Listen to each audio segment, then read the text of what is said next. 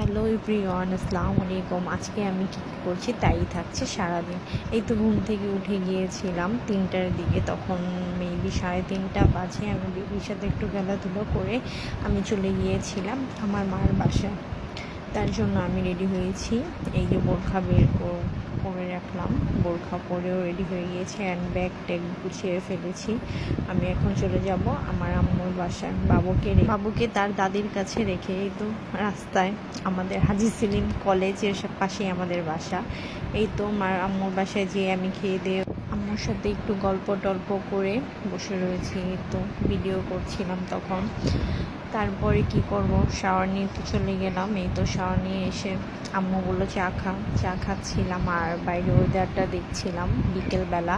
এরই মধ্যে শায়নের পাপা আমাকে ফোন দিয়ে বলল যে ও ডাক্তার আজকে আসবে না, তোর ফাইলটা নিয়ে আমি বের হইতেছি, তুমিও আসো।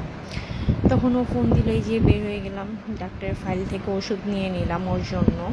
আমি আরও ওষুধ নেওয়া শেষে যে আমরা বৃষ্টি পড়তেছিল, তখন আমরা রিক্সা দিয়ে আমরা দুজন মিলে বাসায় চলে গেলাম, মানে আমাদের শ্বশুর বাসায়।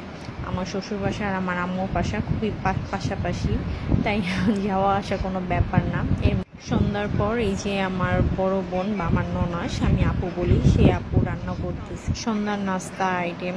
এই ফ্রাইড রাইস আর চিকেন ছিল।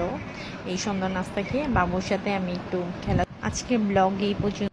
আল্লাহ হাফেজ।